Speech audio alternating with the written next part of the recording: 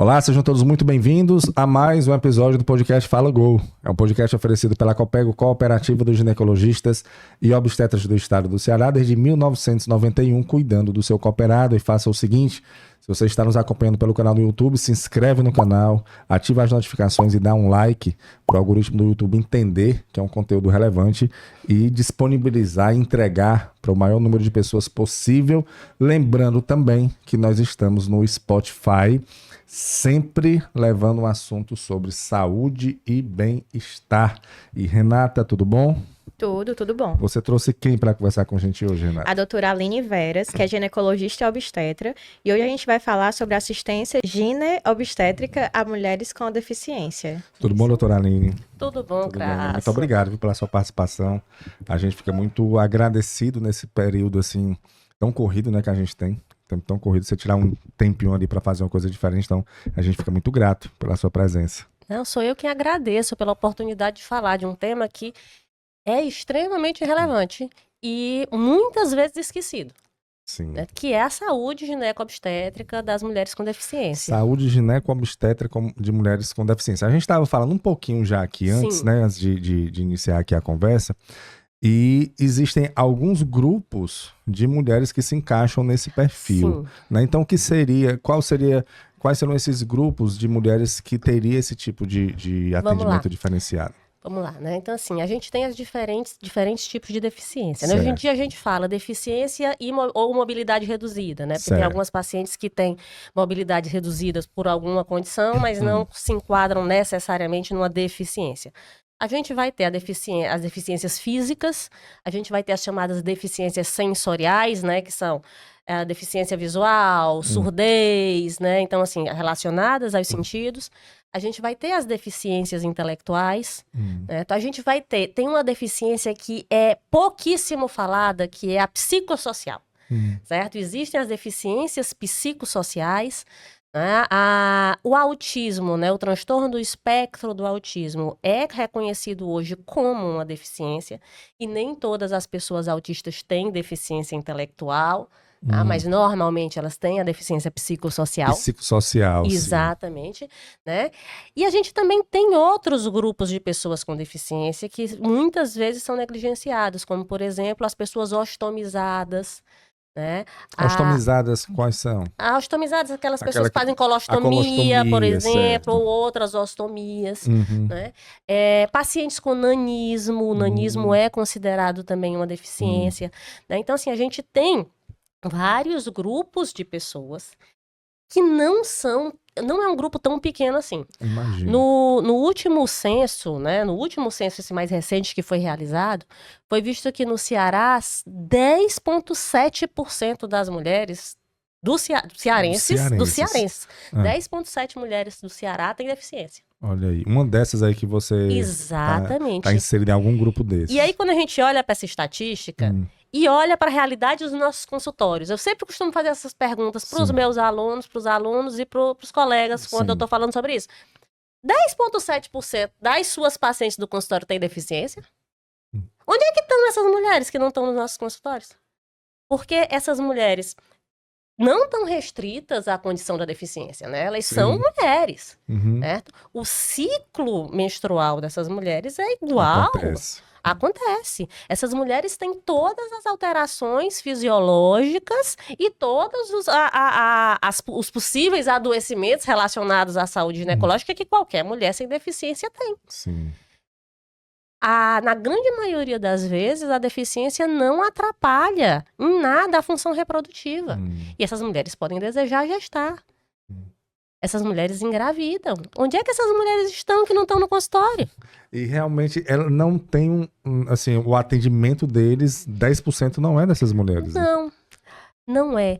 Tem vários estudos mostrando isso, sabe? Tem um estudo muito interessante que foi feito nos Estados Unidos, tem outro que foi feito no Canadá, com mulheres com deficiência, tá? Perguntando exatamente sobre essa questão da busca por assistência, tá? E todos esses artigos encontram praticamente a mesma coisa. Elas colocam que elas não procuram ou têm mais dificuldade, têm mais receio de procurar assistência, porque não se sentem adequadamente acolhidas. Elas falam muito tanto da barreira física, das barreiras físicas, mecânicas, com dificuldade de acesso, Sim. tá? A gente tem logística, né? Falta de acessibilidade no consultório, Sim. tá? Mas também não é só isso, não é só acessibilidade física, mas também tem a chamada acessibilidade atitudinal. Então, assim, tem um estudo, esse já foi feito aqui no Brasil, foi publicado até na RBGO, que é a Revista Brasileira de Ginecologia e Obstetrícia, né, da Febrasgo, tá? Mostrando que mulheres com deficiência tendem a iniciar mais tardiamente o pré-natal do que mulheres sem deficiência. Tá? E aí, quando a gente pega os estudos que respondem, né, que buscam responder por que isso acontece, tá lá de novo. Tanto a barreira física como a barreira atitudinal. Atitudinal que seria? Vamos lá, né? Vamos lá. Vamos fazer essa separação. A barreira física. No consultório ginecológico, existem cadeiras ginecológicas que ajustam a altura, tá? Você imagina o seguinte, tá? Você é uma mulher que vai fazer um exame ginecológico, você tem uma deficiência física, uma mobilidade reduzida. E você tem uma dificuldade grande de subir naquela cadeira. Por quê? Porque a grande maioria dos nossos consultórios não tem cadeiras ou mesas ginecológicas com adaptação de altura. Na grande maioria das vezes, o que a gente tem é aquele caixote adaptado e tal, sabe? Mas você não consegue. E aí, toda vida que aquela mulher... né? É padrão a altura, sabe? E aí, toda vida que ela vai subir, ela já sabe, Jesus, eu vou ter que alguém me carregar no colo para colocar. Isso é um constrangimento. Isso já é uma barreira, já é uma barreira, tá? Quantos consultórios a gente vai que tem balança adaptada para cadeira de rodas? Então, assim, os nossos equipamentos de saúde não são fisicamente preparados para acolher aquela mulher com deficiência, tá? Com deficiência física ou com outras mobilidades reduzidas, tá? Quando a gente fala de barreira atitudinal, tá? Uma das principais barreiras está na questão da comunicação. E aí a gente já vai para outros tipos de deficiência que não... Na deficiência física a gente tem barreira atitudinal, impaciência, né? Elas colocam assim que sentem muitas vezes que o profissional não se sente à vontade, tá?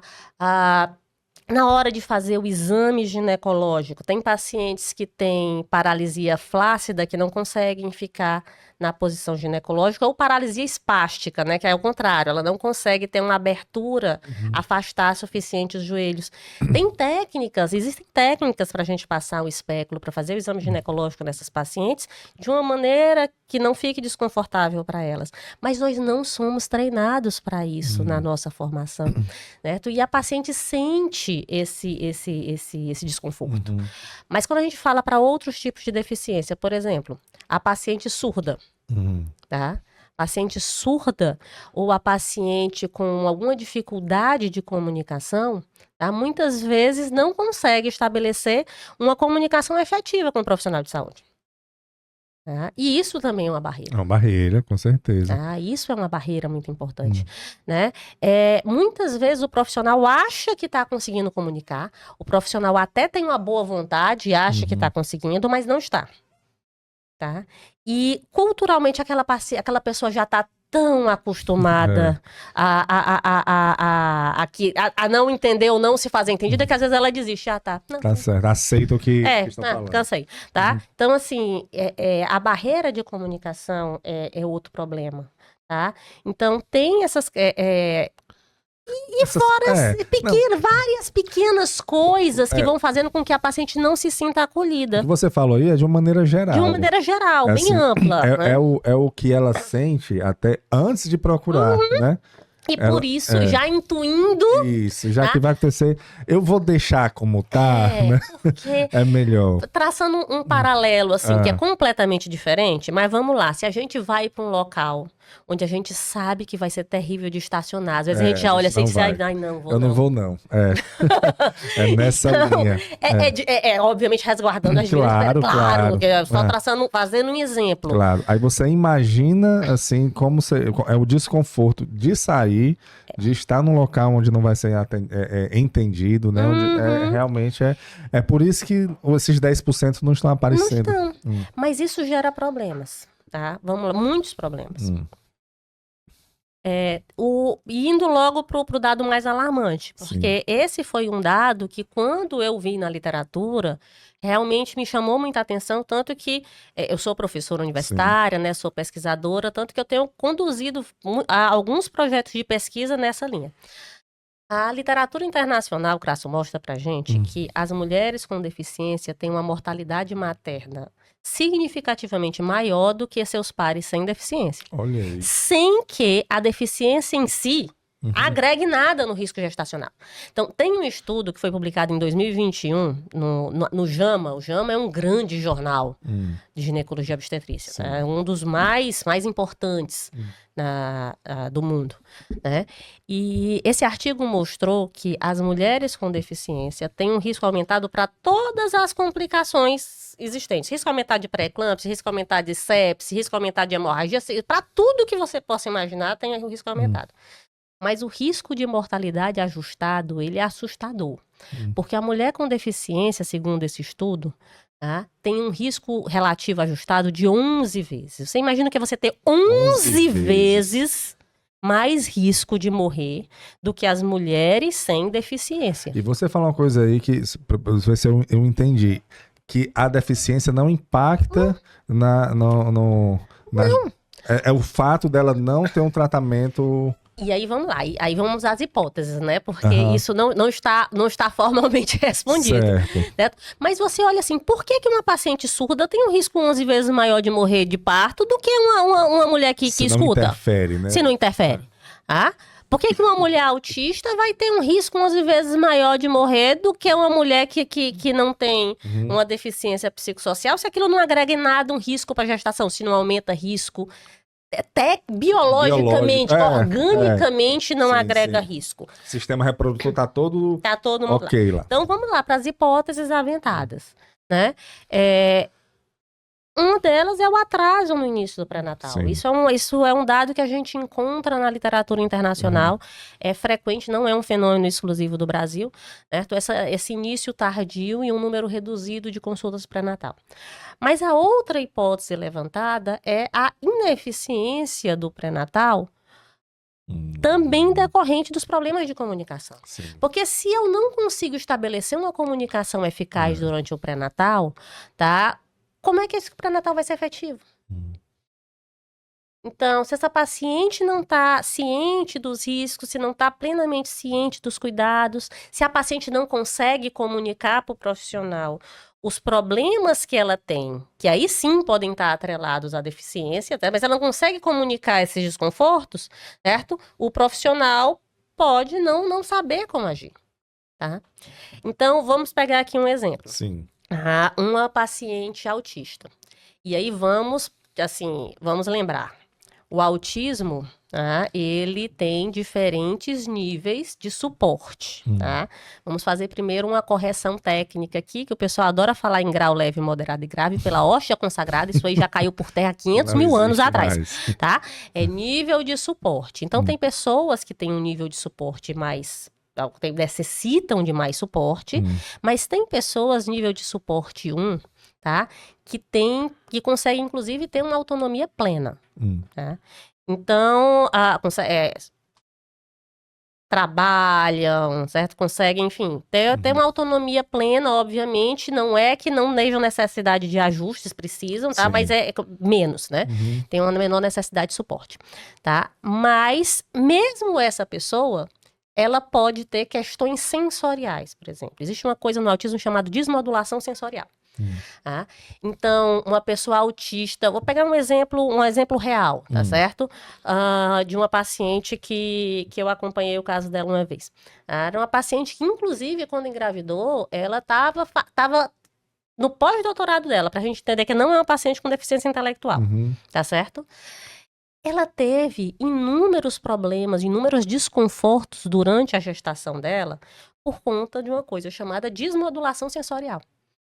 A pessoa com autismo, a pessoa autista, tá? Ela tem uma desregulação nos sentidos.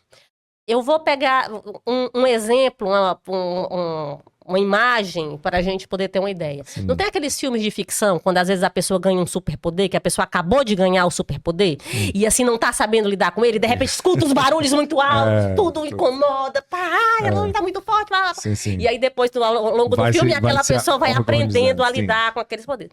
Muito bem. Aquilo ali é um exemplo de uma desmodulação sensorial. Mas imagine isso no seu cotidiano. Tá? Então, a pessoa aprende a desenvolver, algumas pessoas conseguem aprender a desenvolver estratégias para ir evitando. Já vai identificando o gatilho quando isso vai acontecer, e aí afasta e já sabe o que é que faz para que aquilo não piore. Só que a gestação, a gravidez, você não consegue controlar essas sensações. É verdade. Tá? Então, é muito fácil que essa mulher tenha crise de desmodulação sensorial. Isso causa muito desconforto. Tá? Uma outra coisa que a pessoa autista precisa para conseguir manter um equilíbrio, evitar crises e ajuda a evitar a desmodulação sensorial, é outra coisa que não tem na gravidez, que é uma coisa chamada previsibilidade. A gente não tem previsibilidade nesse período.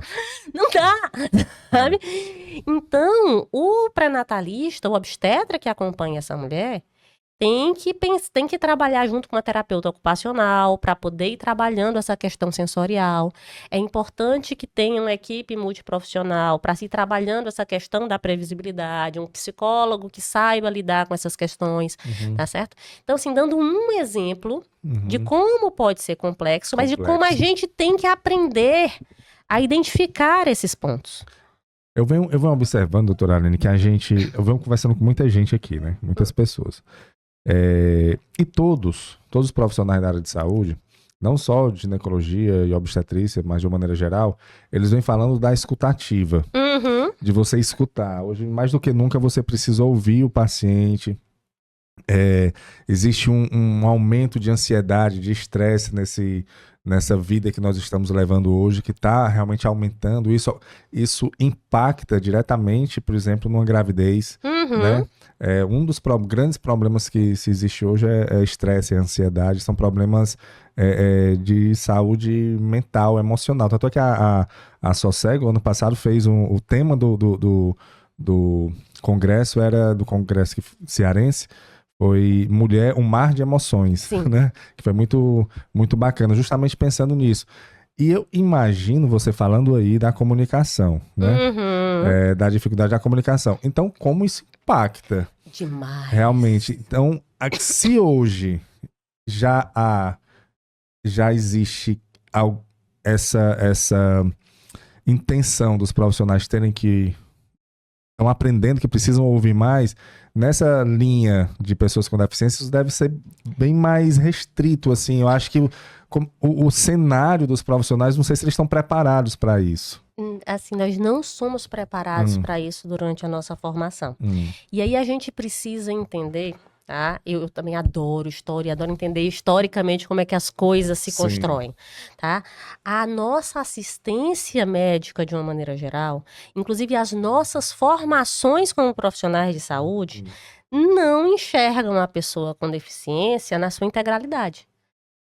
A gente é acostumado e a gente é ensinado na faculdade a ver a deficiência, só a deficiência. E não aquela pessoa com deficiência diante de todos os outros contextos. E como aquela deficiência pode, sim, de alguma maneira, impactar em outras questões da vida daquela pessoa. Tá?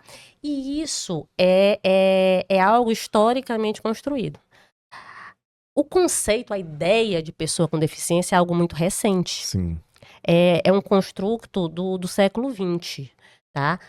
Mas antes não tinham pessoas com deficiência? Claro que tinham. Só que esse agrupamento, pessoas com alguma condição que causam alguma limitação, agrupados nesse grupo, pessoas com deficiência, é algo que surge no século XX, mais especificamente ali na década de 1970, que é quando a OMS lança esse conceito. A OMS cria esse grupo, pessoas com deficiência, na década de 1970. Antes disso... 1970. Olha aí como é recente. Muito recente, tá? Antes disso, tá? A deficiência, como é que ela era mostrada, como é que ela era vista na sociedade? Aquela pessoa ficava reduzida socialmente ou passava a ser caracterizada por uma característica que a colocava em situação de desfavorável, né? Que desfavorecia de alguma maneira, tá? E era interessante que a pessoa passava a ser reconhecida por aquilo ali. Vou dar um exemplo concreto. Tá? Se eu chegar para a maioria das pessoas, tá? E disser que, gente, eu amo as obras do Antônio Francisco Lisboa, é muito provável que ninguém saiba do que é que eu estou falando. Agora, se eu falar, fui para Minas Gerais, gente, que coisa linda as obras do Aleijadinho, todo mundo vai saber. Porque o que é que acontecia naquele período? Ele deixou de ser o Antônio Francisco Lisboa para ser o Aleijadinho. Então, era o Aleijadinho, a Maria Mudinha, a Maria Louca, né? E aí eu vou pegar um outro artefato cultural que eu acho muito interessante, eu sempre uso como exemplo, o Tonho da Lua. Tonho da Lua. Mulheres de Areia. Mulheres de Areia. E eu adoro falar dessa novela, porque adoro falar do usar o Tonho como exemplo, tá? Porque, vamos lá, Mulheres de Areia, a primeira versão de Mulheres de Areia foi em 1970, exatamente naquela época que estava se construindo.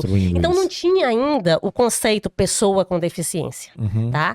Então, e depois foi refilmada na década de 1990, que foi a que nós assistimos, né? Com a Glória Pires, nós assistimos na reprise, né? A gente não assistiu no original, né? Assistiu agora no Viva. Assistiu no Viva. Agora, né? Não foi no original, né? Pula essa parte, brincadeira. Mas vamos lá. Tonho da Lua, vamos lembrar da novela, tá? Quando eu olho, quando eu reassisti a novela, ou vendo trechos da novela muito tempo depois, como é que eu olho o Tonho da Lua? Tonho da Lua era uma pessoa com uma capacidade absurda, ele é um grande artista, um grande artista. Sim. O nome da novela Mulheres de Areia não é por causa da Ruth e da Raquel, é por causa das esculturas do Tonho. Escultura dele na areia. Certo? Então, assim, ele tinha uma habilidade artística imensa. Ele era tão atento aos detalhes, ele era tão sagaz, que ele era a única pessoa, fora os pais, que sabia quem era a Ruth e quem era a Raquel. Né? Ele era tão sagaz, tá? Que fora a vilã, que normalmente é a vilã que movimenta a novela, ele era foi a pessoa que mais movimentou a novela. Sim. Foi a pessoa, aí lá vai a pessoa noveleira se entregando, tá certo? Foi a pessoa que tirou a aliança da Raquel e colocou na Ruth para fazer todo aquele movimento da Ruth se passar por Raquel, lembro. Então assim, ele era muito esperto. Então quando eu olho pro Tom, obviamente ele devia ter uma dificuldade de apreensão cognitiva de conhecimento formal. Sim. Tá? Certo? Mas isso não fazia do Tonho uma pessoa incapaz. Sim. Apesar de todas essas potencialidades, o nome Tonho da Lua é usado até hoje para se referir a quem? Pessoas que não... que vivem pessoas que não têm problemas mentais. Pessoas assim. que têm problemas, seja real, ou seja porque a gente quer ofender uma pessoa que a gente, que a gente considera que não que é desprestigiado cognitivamente. Exatamente. Tá certo? Ou uma pessoa, falando no bom cearenseis, assim, areada, aluada. Tá? Então a gente usa, que era tudo que o Tonho não era. Tá? Chamavam o apelido até de da Lua. Da Lua. A gente quer ofender, ai, da Lua. Vai da Lua. Vai da Lua. Tá certo? Usado pra ofender. Certo? Mas, e assim, elimina todo o potencial dele. Exatamente. Né? Mas na própria novela, você olha, se você for olhar, certo?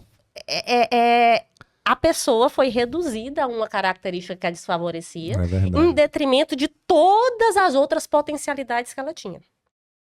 Tá? Eu gosto de usar esse exemplo porque é um exemplo muito concreto do que acontece até hoje com as pessoas com deficiência. E isso é levado para a nossa estrutura social como um todo. E nós somos formados, nós profissionais de saúde, somos formados, as faculdades, os hospitais, os serviços de atendimento, eles são microcosmos da sociedade. Claro. Aquilo que acontece no macro vai acontecer lá, tá? Então, infelizmente, na nossa formação em saúde, nos nossos equipamentos em saúde, a pessoa com deficiência ainda é reduzida à sua deficiência como aquilo sendo especificamente um fator limitante.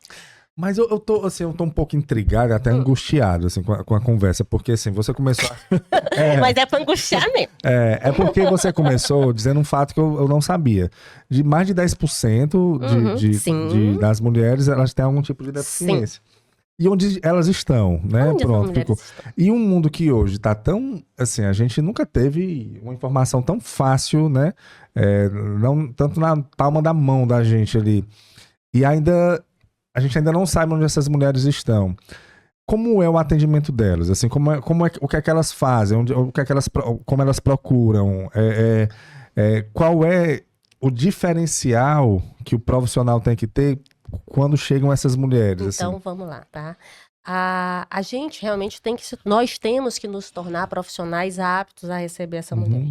Então, a gente tem que melhorar, sim, a nossa ambiência, a gente tem que buscar melhorar a ambiência do nosso, certo? do nosso equipamento de saúde, certo? A gente tem que procurar estratégias de acessibilidade, tanto físicas como também atitudinais. E aí vamos voltar para a questão da comunicação, tá?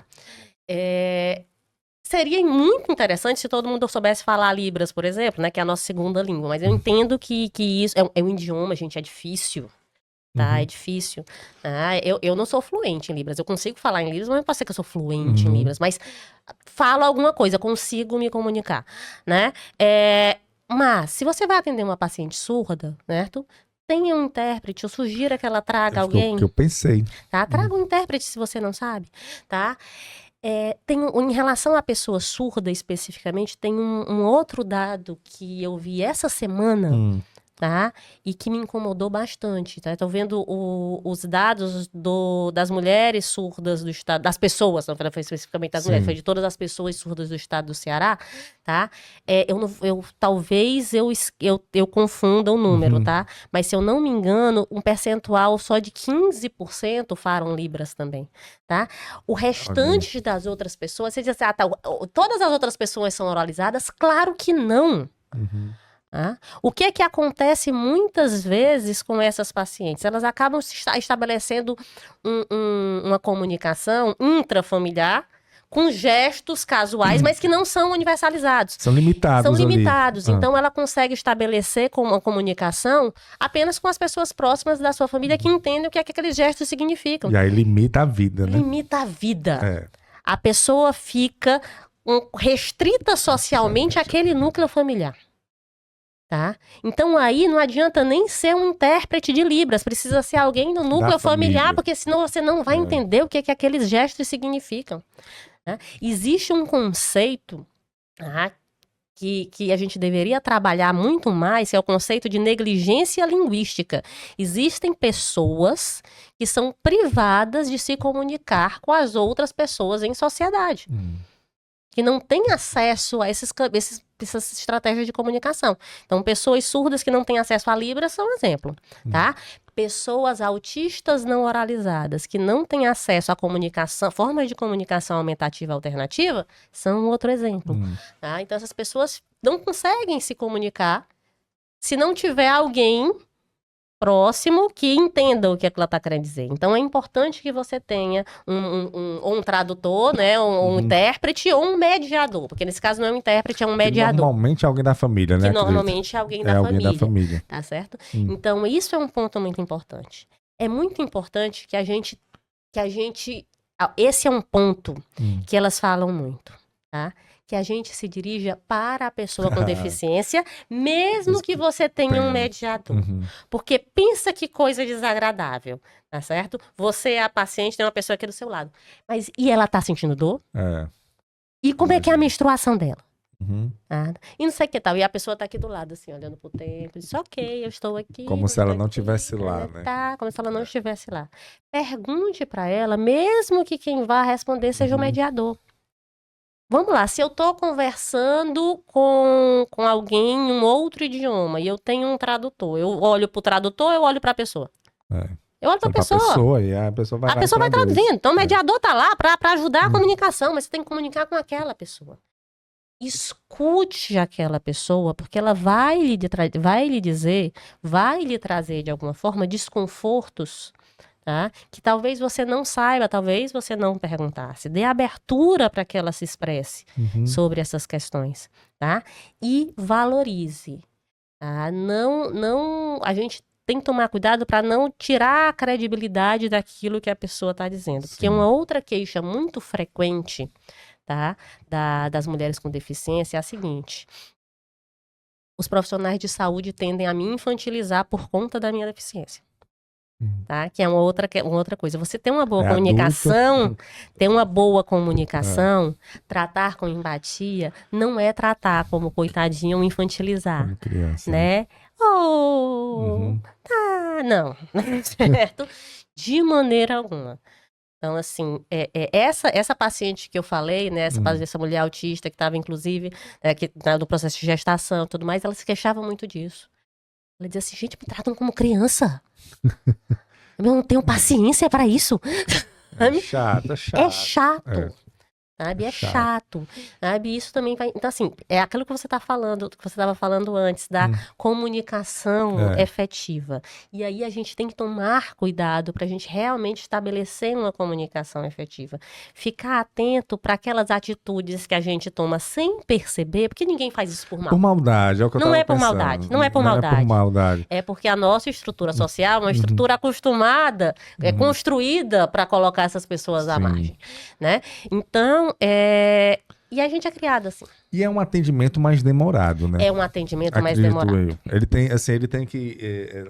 a pessoa tem que ser tratada, claro, como uma pessoa que está ali com um problema, que está querendo resolver o problema, mas o profissional não pode esquecer que sim, tem que ser algo diferenciado, né? Exatamente. A gente precisa de mais paciência, precisa de mais tempo para conseguir se estabelecer uma comunicação eficaz. E o exame físico tem particularidades, certo? Vamos lá.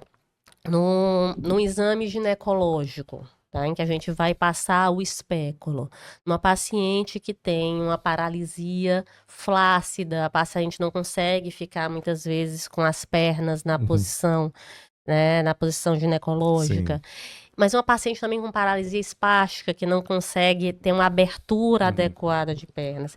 Existem outras técnicas para passagem de espéculo. Existem outras posições. Existem, por exemplo, uma posição que é em abertura em borboleta, em que a perna fica, a paciente com paralisia flácida, se torna mais fácil para ela. Existe uma posição de passagem de espéculo, tá? Que eu não aprendi na minha formação, que eu só fui aprender muito tempo depois, quando essas pacientes começaram a chegar para mim, né? E aí a gente vai se aperfeiçoando, né? Que a gente pode ter uma posição de passagem do espéculo com a paciente lateralizada, e aí você dobra uma perna a mais do que a outra, e você passa o espéculo, você consegue acessar o colo daquela paciente que tem uma abertura limitada de membros, tá? Com menos desconforto para ela. Então, assim, a gente precisa se capacitar para fazer o exame físico dessa paciente, sabe? Então, sempre comunicar cada etapa, sempre comunicar, porque previsibilidade é uma coisa importante para todas elas, certo? Então, assim, todos esses aspectos, tá? Todos esses cuidados que a gente vai tendo no consultório, vai fazendo com que a sua consulta seja mais eficaz, com que seu atendimento seja mais efetivo, com que você consiga estabelecer um vínculo com aquela paciente e você consiga dar a ela a melhor assistência. E que ela retorne, né? E que ela retorne. Esse é tá? o importante. E que ela retorne, tá? Então você consegue estabelecer um vínculo com essa paciente, você consegue fazer uma assistência ginecológica adequada, você consegue fazer um pré-natal adequado e efetivo, tá? Um outro problema, outra questão que a gente tem que ficar atento é no momento do parto dessas mulheres, né? Proporcionar uma ambiência, tá? Também adequada para a questão da deficiência. Ainda no pré-natal, por exemplo, um detalhe, tanto pré-natal como no momento do acompanhamento do parto. As pacientes surdas, por exemplo, elas podem, abre aspas aí, ouvir os batimentos. É só botar a mãozinha dela no sonar. Verdade, né? Coloca ela a mãozinha no sonar, ela sente a vibração, tá? É a maneira dela escutar o batimento do bebê. Então, tem determinadas coisas que você faz, que você pode fazer, que aproximam essa mulher, que tornam aquele atendimento significativo para ela. Né? Eu fico pensando... Todas essas, se você falou aí da complexidade, né, Porque não é um atendimento convencional. Não é, né? Mas que tem como dar um atendimento. Isso é fato, né? Isso é fato. Um profissional que tem um conhecimento, ele tendo paciência, tendo boa vontade, ele vai conseguir fazer ali o seu atendimento. E o SUS? Como é que tá essa... Porque a gente tá falando aqui, eu fico imaginando um consultório particular. Uhum. Tudo que você falou, eu fiquei imaginando um consultório particular. Mas no SUS, no estado, isso já existe? Tem tem algum projeto? Ou as pacientes são acolhidas? Como é que tá essa... Em teoria, tá? Existe sim um projeto que, por exemplo, todas as mulheres surdas que solicitassem deveriam ter um intérprete assegurado, tá? Para consulta pré-natal. O próprio Estado, isso. Perfeito. Mas na prática isso acaba não se consolidando tanto, sendo mais difícil, porque muitas vezes nem a paciente nem o profissional sabem que isso existe, então ninguém solicita. Olha aí, né? cara. Então, mas sim, tá? Isso existe. Boa. Tá? Mas a questão, embora a gente não consiga muitas vezes assegurar a questão da ambiência física, que fica muito mais complicado, tá? A questão atitudinal a gente pode. Com certeza. Né? A Claro. questão atitudinal a gente pode. Olha, eu faço atendimento pelo SUS, né, também. E embora no SUS a gente não controle as nossas marcações, porque as agendas chegam, sim. Tá? Um fenômeno muito interessante que tem acontecido é a quantidade de mulheres que eu recebo no consultório com deficiência, mesmo no SUS, certo? Porque quando as pacientes vão pedir para marcar um ambulatório, não, eu quero para essa doutora no serviço tal, porque já sabem que eu atendo, e de mães de pessoas com deficiência, porque vamos lá, esse é um outro ponto. Tá? E aí agora vamos para o outro lado. A mãe da pessoa com deficiência, da criança com deficiência, ela não tem uma deficiência, mas ela não consegue ir para o atendimento, ela não consegue ir se cuidar, porque não tem quem cuide daquela aí, criança. Meu Deus. Tá? Eu não tenho com quem deixar o meu filho autista em casa, Então... porque não tem quem fique com ele, porque ninguém sabe lidar com ele. Se eu deixar ele em casa, ele vai desregular, tá? E eu não posso levar para consulta, porque quando chega lá, ninguém vai entender a agitação do menino. Meu Deus. Tá certo? E aí ela não tem um atendimento. E aí ela não tem um atendimento. E é uma coisa interessante que tem acontecido no meu ambulatório, mesmo no ambulatório do SUS. O pessoal já sabe, o pessoal já senta, a minha atendente já sabe, já bota os papéis, já botam tudo, você quer, prepara o menino todinho para depois, quando o menino tá bem, a gente fazer o exame da mãe. Tá?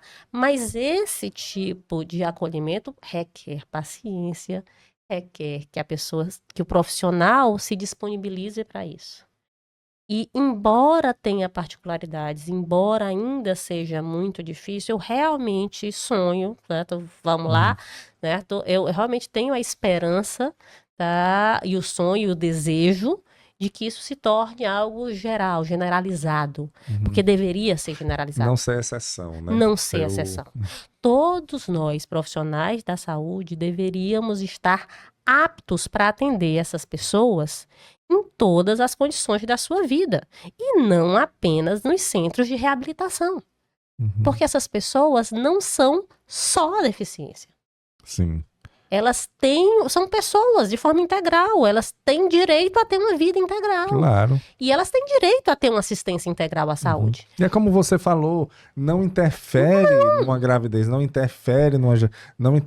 É tudo muito de atitude, é tudo muito de... Não interfere na vida sexual. O pessoal esquece, né? O pessoal acha que pessoas com deficiência são assexuadas na vida, né? Não interfere na vida sexual dessa pessoa, tá? Mas essa pessoa pode ter particularidades relativas à vida sexual. Vamos pegar aqui, uma pessoa com deficiência física, tá? Se ela não tem uma acessibilidade adequada até na própria residência, tá? Ela vai ter mais dificuldade para ir ao banheiro. Ela vai ter mais dificuldades para fazer a sua higiene íntima, tá? Ela tem um risco maior de ter vaginites de repetição por conta disso, por conta de problemas de higiene, por conta de dificuldade mesmo, Sim. tá? Porque ela não conseguiu ter uma adaptação em casa para que isso fosse feito adequadamente, tá? Enfim, por uma série de questões. Se essa paciente tem um risco maior de ter vaginite, essa mulher tem um risco maior também de ter um desconforto na hora da relação sexual, um ressecamento vaginal associado a isso, tá? Então, assim, aí a gente começa a ter outros desdobramentos, tá? Mesmo que a deficiência física em si não seja um empecilho para uma vida sexual saudável, motivo, sim. tá certo? Mas aí a gente tem que saber que isso pode acontecer para dar as orientações adequadas para essa paciente, para pensar junto com ela em como fazer essas adaptações, pensar junto com ela, planejar junto com ela como é que a gente pode diminuir esse quadro e a frequência dessas infecções, tá certo? Trabalhar junto com ela diversas formas de vivência da sua sexualidade. Na realidade, o que eu acho que seria o ideal, né? No mundo ideal, seria antes dela procurar o profissional de alguma forma, aí o Estado entraria, procurar quando a pessoa com deficiência para informar que ela não precisa se preocupar com isso, que a deficiência não vai interferir na vida sexual dela, não vai interferir na gestação, não vai interferir nisso. Porque talvez até fique assim um tabu de que a pessoa com deficiência não possa ter alguns tipos de relações por causa da deficiência. E não, né? A pessoa com deficiência sabe. Ela sabe. Ela sabe. Talvez Quem não família... sabe é o profissional. Quem não sabe é a família. A pessoa com deficiência, ela sabe. Né, doutor? Tá? Ela sabe. Tá? Recentemente, eu atendi uma moça, né? Uma moça jovem, ela tem 22 anos, autista nível 2 de suporte, que está gestante. Certo? E o pai da criança é um outro jovem, 24 anos, autista com TDAH, também nível 2 de suporte. E ela chegou para a consulta junto com a mãe, ela com a mãe e ele com a mãe dele, né? E as duas mães chegaram, doutora, eu não sei que horas foi que esses meninos fizeram isso. Porque eles só se encontram na terapia, em encontros da terapia, e a gente tá sempre junto. Que horas isso aconteceu? Dá-se um digo, jeito. meu amor, dá-se um jeito. Deixa eu lhe dizer uma coisa, jovem é jovem. Jovem é jovem. Independente da deficiência. A pessoa com deficiência, ela sabe. Tá? Ela sabe. Agora, quem precisa saber também somos nós. Sim. São os profissionais, é a família, né? Tá? Para exatamente entender as particularidades, ajudar no que for possível, tá? Dar assistência adequada a depender de cada caso. E aí vem um outro ponto, e agora um ponto triste dessa, já que está falando da sexualidade. Sim. As pessoas com deficiência, isso também é uma estatística que se repete no mundo inteiro, inclusive aqui no Brasil, elas também têm um risco maior de serem vítimas de violência sexual. Sim. Tá? Isso acontece por diversos motivos. Um dos mais significativos é exatamente essa restrição da convivência social. Quando a gente constrói uma sociedade que não inclui essas pessoas, é muito mais fácil para um agressor domiciliar manter esta pessoa em situação de violência sem que ela consiga pedir ajuda, sem que ela consiga comunicar. E os maiores casos ocorrem em casa, né? E a maioria dos casos ocorre em casa. Tá?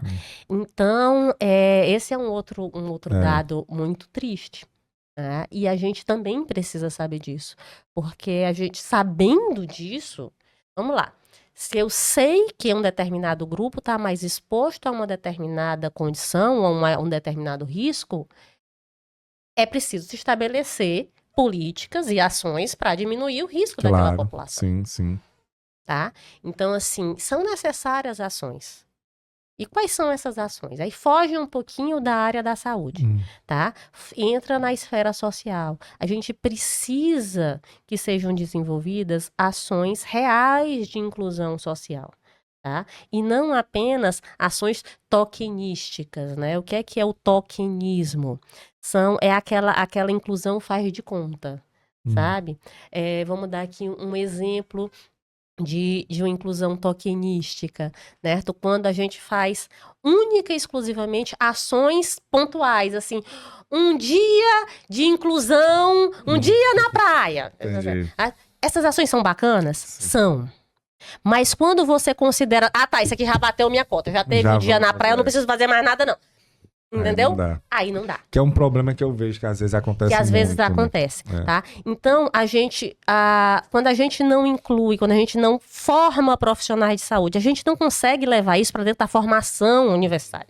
Se eu não consigo levar isso para a formação universitária, eu não formo profissionais sensíveis para isso, tá?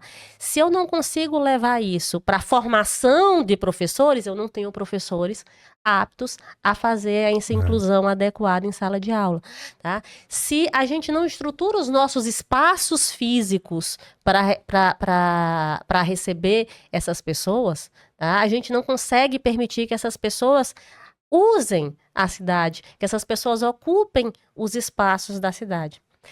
Eu queria desafiar as pessoas a fazerem um exercício mental. Não precisa nem fazer na realidade, mas fechem os olhos, se imaginem numa cadeira de rodas e imaginem você andando a 2 ou 3 quarteirões da sua calçada de casa e me diga se você consegue. Não consegue, não. Sabe? Olhe para a calçada da sua casa e se imagine andando, se você vai conseguir. Consegue, não. Não vai. A gente não tem espaços acessíveis nem nas áreas consideradas nobres da cidade. É verdade. Tá? Então, imagine quando a gente vai para aquelas áreas onde a gente tem uma maior vulnerabilidade social. Tá? Então, a nossa cidade, as nossas cidades não são construídas para permitir que essas pessoas ocupem esses espaços. A classificação internacional, a CIF, né, que quando a gente fala de pessoa com deficiência, a gente não vai falar da CID tanto. A gente tem a CID só para ter a classificação, mas a gente precisa trabalhar com a CIF, que é a classificação internacional de funcionalidade. E o que é que a CIF coloca? Tá? A pessoa com deficiência ela tem uma limitação. Ponto. Isso é um ponto, isso é um fato. Mas essa limitação não é simplesmente ela que coloca essa pessoa em situação de desvantagem. Existe uma falta de adaptação social que faz com que essa pessoa não consiga socializar ou ocupar os espaços sociais. Quando essa pessoa não consegue ocupar esses espaços sociais, reduz a chance de que as pessoas percebam a necessidade dessa adaptação, certo? E aí você coloca aquela pessoa numa situação desfavorável, tá? Então não é a deficiência em si que gera essa limitação. Mas é o conjunto da deficiência com a falta de acessibilidade e a falta de percepção da sociedade de que isso é possível. É aqueles 10% que você não sabe onde está. Que está em casa. O 10%. Cadê? No consultório de vocês tem 10%? Não tem. Não tem. Por quê? Porque não se procura fazer isso. E é por isso que espaços como esse são importantes. Porque a gente precisa ficar falando do elefante na sala. A gente precisa falar e falar e falar dessa questão, que é para que as pessoas passem a olhar para os lados e entender. Entender por que eu não posso colocar aquele flanerógrafo em cima do piso tátil. Porque a pessoa cega vai passar e vai esbarrar naquele negócio. Né? Eu sou a doida que quando sai andando nos cantos que eu vejo. Porque eu só adoro. O pessoal não sabe e coloca o negócio. Eu sou a doida. Sai passando, sai de novo. Isso aqui é um piso tátil. Enfim. Sabe? Porque até quando se constroem, até quando se colocam as questões arquitetônicas de acessibilidade, como a sociedade não é preparada para isso, as pessoas simplesmente ignoram. Eu vi um questionamento uma vez que eu achei, assim, é cruel. Tava precisando colocar um piso tátil em um determinado local e a pessoa que tinha a obrigação de colocar, ela falou assim, mas por que eu vou colocar aqui? Aqui nem passa deficiente visual. Aí eu questionei, né? Mas será que não passa justamente porque não tem? Exatamente. Né? Então, assim, é algo que é cultural e como você falou, entra na esfera social e eu, assim, é uma dúvida que eu tenho agora. De umas décadas para cá, tudo vem mudando muito, né? Muito. A tecnologia ela tá avançando de uma forma que eu vi um dado que nos últimos 50 anos a tecnologia avançou mais do que nos últimos 500 anos. Sim. Então, assim, é uma proporção que é até um pouco temeroso, a gente não sabe o que é que vai acontecer no futuro, o que nos aguarda, né? A nossa geração que assistiu muito filme de ficção científica, Exterminador do Futuro, a gente fica esperando a Skynet, né? A Skynet aí vai ser lançada, eu não sei, a Skynet pode ser esse chat GPT, né? Oi, pois. Pois é, então a gente está aí num período um pouco incerto do que vai acontecer. Sim. Mas é um período onde realmente, como eu falei, a informação está muito assim, à disposição de todo mundo. E nas faculdades, com esse dado que tem, assim, uma facilidade de ter dados também para mostrar, ó, mais de 10% das mulheres têm deficiência. Então, uma faculdade que vai trabalhar na área de ginecologia e obstetrícia ou em outra área da medicina que envolva a mulher, ela está preparada para isso? Estão se preparando para formar profissionais? Porque tem que ser dos dois lados, né? É aquele dado que você falou. Como é que o deficiente ele vai sair se não tem como ele sair? E como é que a pessoa que está aqui fora vai atender se ele não vai? Então fica aquela coisa, aquele ciclo ali que não dá certo. Então o profissional tem que fazer a parte dele, de chegar e dizer assim, nós precisamos atender essa população, que é uma população considerável. E aí ela vai se sentir mais confortável de ir, e aí vai começar a aparecer. Hoje, nas faculdades, elas estão pensando nisso? Ainda não. Não estão, doutora? Não estão. A não ser que tenham ações pontuais, sim, pontuais mesmo, certo? Porque um coordenador de área específico, um professor específico, mas curricularmente a gente não vê isso. Não está. E aí vai. A gente precisa rever a nossa perspectiva de um modo geral. Porque, aí vamos para aquilo que eu comecei, as faculdades, falei no começo, as faculdades, elas são representantes dos microcosmos sociais. Sim, com certeza. E por mais que a gente tenha essa informação, vamos lá, a gente tem muita informação chegando, a gente tem essas informações, a gente tem as pessoas com deficiência cada vez mais organizadas e não aceitando, mas nesse momento a gente tem movimentos, organização de pessoas com deficiência, de pais de pessoas com deficiência, organizando-se em movimentos e lutando por seus direitos, lutando por ocupar espaço. Por mais que isso tudo esteja de fato acontecendo, a gente também tem um outro fenômeno social, que é essas informações são muitas, mas elas são fugazes, elas são rápidas e elas são, que ao mesmo tempo que você mostra um dado aqui, os 10, 15, 20 comentários que vêm depois, certo? No Instagram, vamos pensar assim, é do, mas eu discordo, porque na minha rua eu não vejo ninguém. Então, assim, ao mesmo tempo que você tem mais acesso à informação, você também tem muita desinformação e você também tem muito informações achismo. Falsas também. Muitas informações falsas, muito achismo, tá? E esses achismos, normalmente, eles estão ancorados nessas perspectivas socialmente construídas, que são extremamente capacitistas. Então, infelizmente, a gente ainda vê muito capacitismo entre os próprios profissionais de saúde, não estou generalizando, tá? Mas estou falando de uma maneira geral, tá? E dentro das próprias estruturas de serviço de saúde, dentro da nossa própria formação, dentro das próprias faculdades. Quando você estabelece um currículo em que você só coloca as pessoas com deficiência para falar da deficiência, quando você estrutura um serviço em que você só vê aquela pessoa com deficiência dentro dos centros de reabilitação, você está contribuindo para essa exclusão. Sim. E quando a gente fala que precisa colocar essas pessoas precisam ter direito a ocupar os outros espaços, e a pessoa chega e diz, não, mas ninguém exclui, mas a pessoa não está aberta para olhar e enxergar as dificuldades de acesso, aí a gente vai vendo como essas barreiras atitudinais se constroem. E como isso se estrutura no nível a pessoa não percebe que ela está fazendo isso. Não.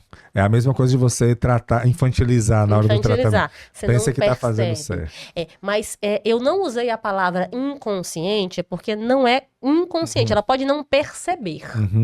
Tá? Sim. Ela pode até não perceber. Mas quando ela lá no fundinho da cabeça dela, da mente dela, mesmo que ela não tenha coragem de verbalizar, certo? Ela olha para aquela paciente com deficiência e vê que ela entrou no outro consultório e diz, graças a Deus não foi para mim, porque depois eu senão ia demorar muito a minha consulta. Muito, né? Tá certo? Só esse pensamento, tá certo? Já mostra como nós, de maneira geral, como sociedade, não temos disposição para incluir realmente essas pessoas. E é isso que precisa ser mudado. As pessoas precisam entender que não se trata de opção. Essas pessoas precisam ser incluídas porque elas são sujeitos de direitos, sim, iguais às pessoas sem deficiência. E se o profissional de saúde ele assumiu a responsabilidade de cuidar da sociedade, da sociedade, essas pessoas fazem parte da sociedade. Fazem então parte não tem diferença. da sociedade, e precisam ser atendidas, mas precisam ser atendidas de maneira integral, de maneira adequada. E aí vai aquela questão, a gente precisa ter paciência, a gente precisa dispor de tempo durante as nossas consultas e a gente precisa buscar se aprimorar, porque como a gente não tem isso na nossa formação, tá? Então assim, aí a gente precisa... eu acho que fica, doutora, perdão, mas como se fosse... A pessoa que faz isso, ela tem um diferencial. Sabe assim, a médica, são as pacientes que lhe procuram, eu quero a doutora tal, porque ela age assim, assim, assim. E não era para ser um diferencial. Não era. Né? Não era para ser algo diferente. Isso. Assim, não deveria. Tá? E aí vamos agora para o lado positivo. Eu falei que na grande maioria das vezes a gente ainda não tem essa abertura. Mas, e aí vem o ponto positivo, sim, temos cada vez mais. Se a gente for comparar, a gente tem mais do que a gente tinha antes. É isso que eu acho. Então a gente está tendo um crescimento, um avanço lento, mas já é um avanço. Sim. Mas ele precisa se tornar cada vez mais progressivo. Tá? Então, por exemplo, lá na universidade onde eu trabalho, certo? A gente tem, que eu sou diretora técnica do serviço, né? Sou diretora do núcleo de atendimento, sabe? A gente criou o AMAS, né? Que é um ambulatório multiprofissional de assistência à pessoa surda, certo? Então, isso dentro da universidade. Dentro da universidade, olha aí, tá certo? Mas aí como é que... E uma iniciativa de um professor que a gente acolheu, que o serviço acolheu, porque achamos sensacional. Esse ambulatório inicial, esse paciente surdo tem uma facilidade para marcação da consulta, tá? E havendo encaminhamentos internos, a gente sempre tem os alunos da liga, porque tem a liga específica disso, os alunos vão como intérprete. Certo? Ou os alunos. Isso é importante por quê? Porque aí eu estou formando profissionais dentro da universidade, tá certo? Que estão se preparando, estão vendo esse paciente dentro São alunos serviço, da faculdade, alunos da faculdade de medicina que já estão vivenciando. Não apenas da faculdade de medicina, tem da medicina, da FON, tem de vários outros cursos da saúde, porque é realmente uma liga interprofissional e isso é ainda melhor, né? Então, assim, então, existem iniciativas dentro das universidades. Então, quando eu falei que a gente não tem curricular, são iniciativas. Iniciativas, você falou isso. Tá? Então, assim, a gente tem... Não é obrigatório. A gente tem cada vez mais boas iniciativas. Mas o que acontece com isso é que se a gente não tiver aquele professor sensibilizado para isso, aquilo não vai acontecer. É o que eu tô dizendo. Aí é muito individual, né? Acaba que alguém tem que ter essa vontade, alguém tem que puxar, alguém tem que tomar a frente para isso acontecer, em vez de ser algo que gera natural, raiz, né? Algo natural, algo que realmente faça parte da estrutura da nossa sociedade, porque essas pessoas fazem parte. Claro, não, isso aí é indiscutível. É indiscutível. E o percentual, claro que se fosse alto. 1%, ainda faz parte da sociedade, mas 10% é muito. Sabe? E você falando aí, já que a gente fala um pouco de mulheres de areia, voltamos ao passado, eu lembro de uma coisa do passado também.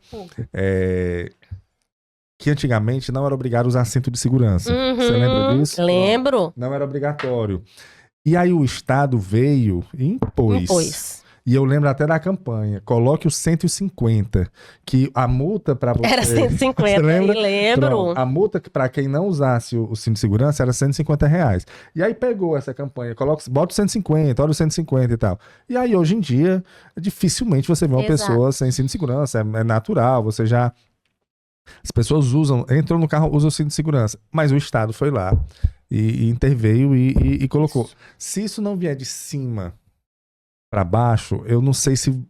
Aí fica nessa questão das iniciativas, sabe? Então, acredito que colocar dentro da grade obrigatório mudaria, por exemplo, a visão de um grupo de alunos desse, que atende pessoas que vão lá receber atendimento numa faculdade. Quando eles saírem, né, para o mundo profissional, é diferente de um aluno que não teve isso na sua formação. E aí eu vou agora um pouquinho mais longe, tá?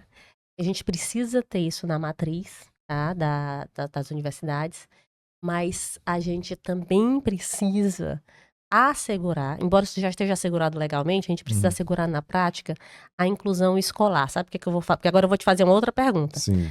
Acabei de perguntar cadê essas pacientes nos hospitais universitários como pacientes. Sim. Mas agora eu vou perguntar o seguinte, cadê essas pessoas nos bancos universitários como alunos? Sim. Tá?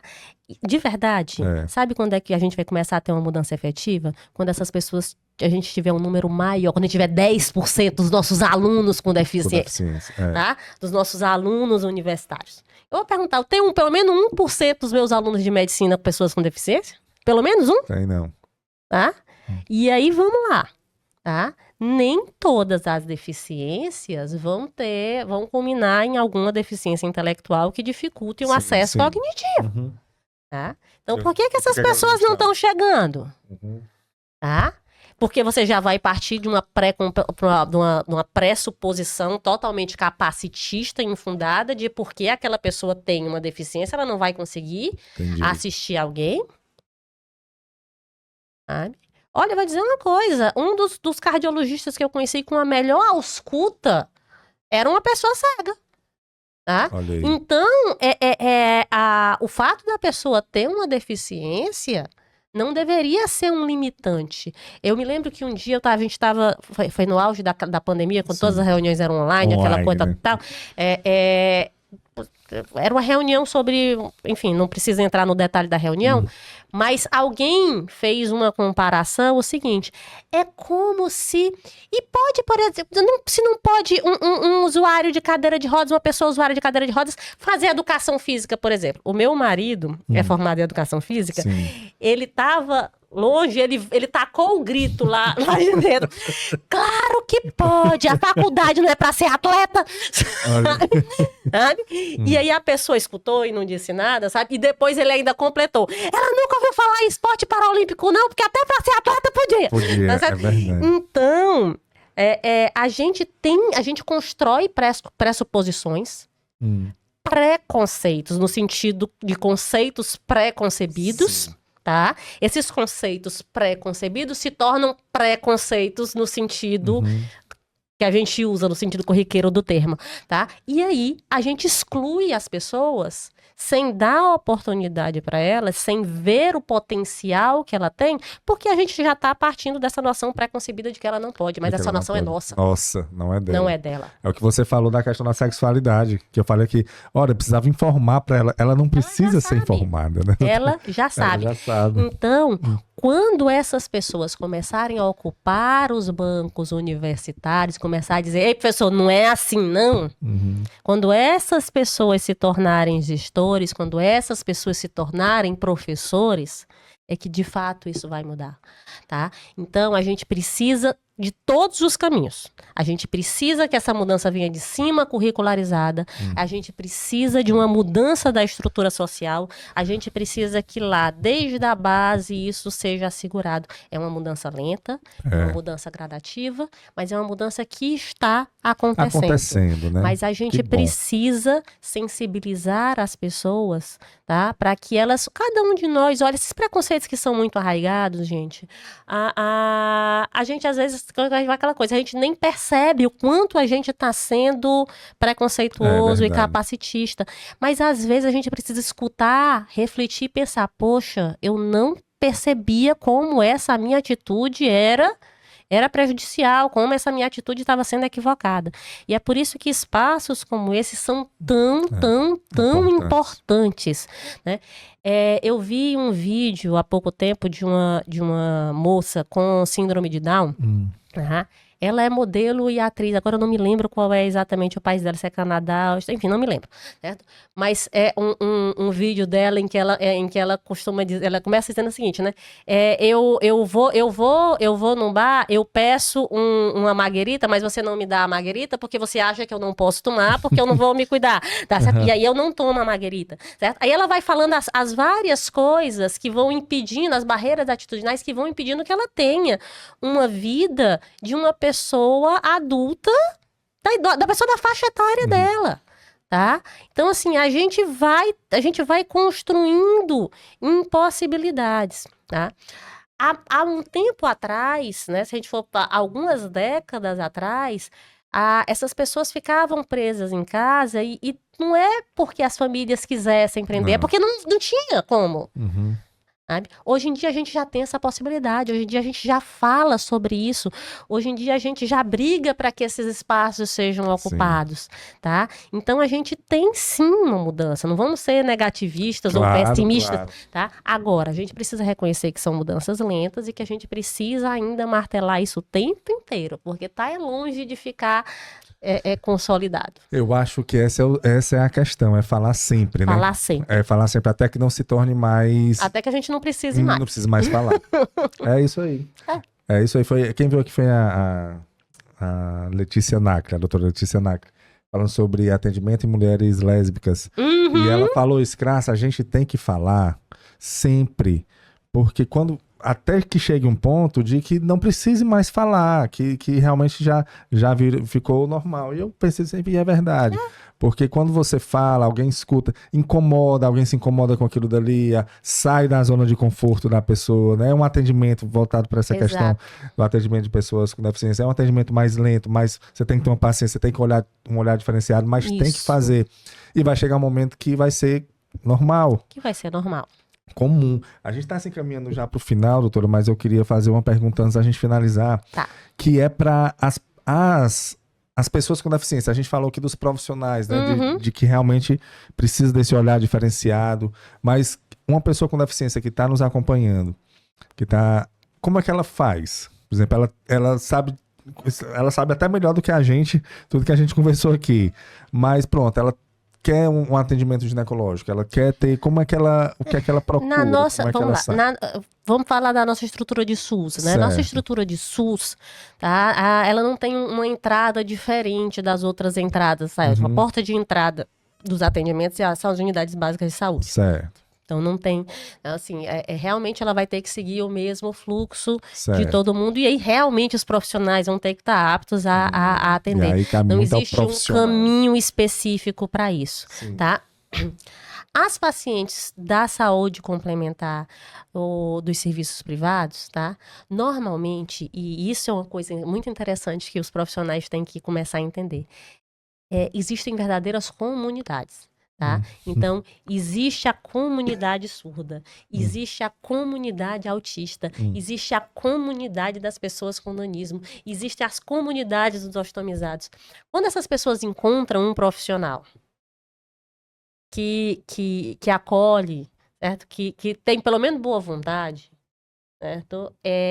Isso se espalha ali dentro daquele grupo de uma maneira, tá certo? E aquelas pessoas vão procurar aquele profissional. Sabe?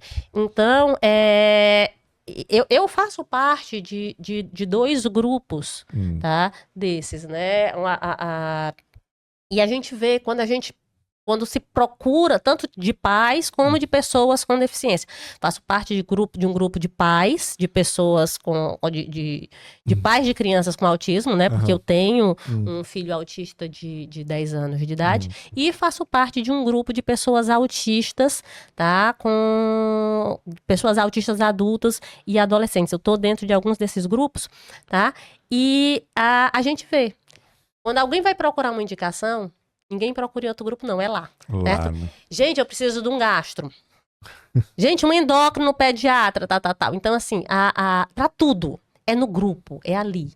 que se procura. Por quê? Porque entre aqueles pares, as pessoas vão mandar a real, tá certo? Vá no fulano que tal coisa, tal. Vá porque não sei o que, não, olha. Vá porque papapá. A indicação lá vale mais do que qualquer currículo. Tá? Por quê? Porque é por conta da experiência. Sim. E aí aquela pessoa vai falar ali das particularidades. Não vá porque tem paciência, porque escuta, porque isso, porque aquilo, porque tal coisa. Tá certo? Então, quando é no serviço privado de saúde suplementar, tá? Essas pessoas encontram dessa forma.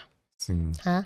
No SUS existe realmente uma linha de cuidado. Um caminho. Agora, isso é uma outra coisa positiva também, tá? Que se precisa reconhecer. Vem sendo construídas políticas e linhas de cuidado de pessoas com deficiência. Boa. Isso está sendo feito, tá? Então, recentemente, eu tive a oportunidade de participar de algumas reuniões de apresentação da linha de cuidado para a pessoa autista no município de Fortaleza, tá? A Secretaria de Saúde do Estado também está preparando e organizando as linhas de cuidado, Boa. Tá? Então, assim, como eu sou gestora de um serviço de saúde, né, eu vejo que está tendo uma movimentação para que isso aconteça. Existem algumas iniciativas para que as coisas mudem. Né? Então, eu vejo que essas linhas de cuidado, eu tive acesso, eu vi como essas linhas de cuidado estão sendo estruturadas, pensando qual é o papel da atenção primária, qual é o papel da atenção secundária, qual é o papel do centro especializado de reabilitação. Então, isso vem sendo pensado. E é muito bacana ver isso acontecendo. Claro. Tá? Isso acontece exatamente a partir do incômodo que se gera. A gente fala tanto, se fala tanto. As pessoas com deficiência martelam tanto. E aí, cara, precisa falar sobre isso. Precisamos construir uma linha de cuidado bem estruturada para facilitar esse acesso. Então, esse movimento está sendo feito, está acontecendo. Perfeito. E o que a gente precisa é manter também sempre aquela vigilância constante para que realmente aconteça, para que realmente seja efetivo, tá? Para que não seja igual aquelas vagas para deficiente que a pessoa, que o dono do estabelecimento coloca porque tem que cumprir a lei, mas coloca a vaga com deficiência exatamente onde tem o poste estacionado. Já prestou atenção? É verdade. Né? Então, para que seja real e natural, não apenas para fazer de conta. Natural, perfeito, doutora Aline. Muito bom a conversa. A gente tinha outras coisas aqui para falar, mas o tempo já estourou muito bom. Se me deixasse falando, passava o dia todinho falando disso. Mas disso. Porque é importante, rapaz. É engraçado esse podcast quando a gente começou a ver conversando com muitos profissionais e sempre um assunto existe angústias em todas as questões, sabe? Sempre. A gente conversou, o último agora foi sobre AMI, né? AMI era a sigla da... Como é o nome da... Então, é uma deficiência que a pessoa... Muscular. E aí veio aqui a presidente da AMI e tal, que ela tem um filho. Rapaz, e umas angústias assim também, que ela, na luta dela, para que elas, pessoas com AMI tenham acesso a alguns tipos de remédios, sabe? São tantas angústias e tantas coisas que eu fico pensando assim, rapaz... tem que aparecer, realmente. Tem que aparecer. Essas coisas tem que falar, isso tem que fazer parte da sociedade, porque existe grupos, pessoas mesmo lutando para isso, vivendo isso e no dia a dia. Eu fico vendo aqui de maneira esporádica, mas eles estão vivendo no dia a dia, entendeu? É a vida deles. É a vida. E a gente tem que lembrar, são essas angústias que movem a sociedade. Sim. São que movem o mundo. Que move, né? que muda, né? Exatamente. A gente não pode guardar mais essas angústias, a gente tem que transformar essa angústia num potencial transformador. Transformador, falar, aquela frase do Einstein, né, que diz que definição de tolice é você querer resultados diferentes fazendo sempre a mesma coisa. Exatamente. Não tem como, é movimentando mesmo, é falando, é lutando, até que chegue em quem assina, em quem determina, e aí vai virando normal, e a sociedade, as pessoas que vão nascendo vão tendo já isso com naturalidade. Aí só para colocar um ponto, tá? Que é até uma burrice social não incluir essas pessoas. Claro. Tá? É burrice, desculpa o termo, tá? Porque é um termo ofensivo, sim. Mas é muito pouco inteligente e estratégico socialmente. São 10% da sociedade, tá? Que estão colocadas no modelo de exclusão, num modelo exclusivamente caritativo, quanto se elas estivessem incluindo, elas estariam contribuindo para o crescimento da sociedade. Então é uma atitude socialmente burra não incluir essas pessoas. Estariam produzindo, é verdade. Exato. E não sendo gasto, né? Isso. E não sendo produzido. Exatamente. E eu sei que a gente já extrapolou o tempo, mas é porque isso é um ponto muito importante que eu acho que tem que ser lembrado. Poucas pessoas sabem disso, mas inclusive tem um curta-metragem na Netflix, sem fazer propaganda, mas é um curta-metragem, se eu não me engano, é Perdoai os Nossos Pecados, que mostram isso, é um curta, tá? Quando os primeiros campos de concentração nazistas não foram feitos para colocar judeus, foram feitos para colocar pessoas com deficiência. E a campanha, o nazismo, ele fez uma campanha antes nas escolas e na sociedade, colocando aquelas pessoas com deficiência como gasto, mostrando como aquelas pessoas causavam um prejuízo social. Então, mostram uma cena logo no começo desse curta, mostrando a professora de matemática fazendo o exercício obrigatório, sabe? O Estado gasta tanto para sustentar uma pessoa com deficiência física, não sei o que, quanto do salário de um trabalhador vai para isso. Isso na escola. Mas isso é uma construção que foi feita lá, mostra de uma maneira muito forte, lá foi feita de uma maneira muito forte, mas muitas pessoas têm essa ideia estapafúrdia de ver a pessoa com deficiência exclusivamente como gasto, exclusivamente como prejuízo.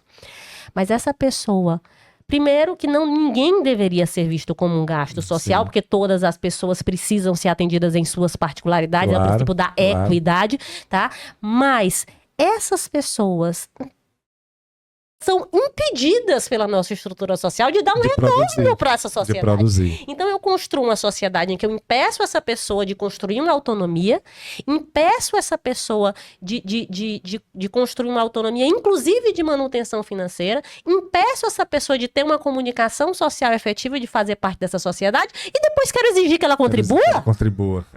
Não faz Vem cobrar alguma coisa. Tá? Então, além de ser uma questão de direito, porque todas as pessoas têm direito a fazer parte da sociedade, para a sociedade como um todo, é burrice manter essa estrutura excludente. É verdade, doutora. Muito reflexivo, viu? É para você pensar realmente, porque se os gestores maiores tivessem esse conhecimento, eles estariam tratando de maneira diferente.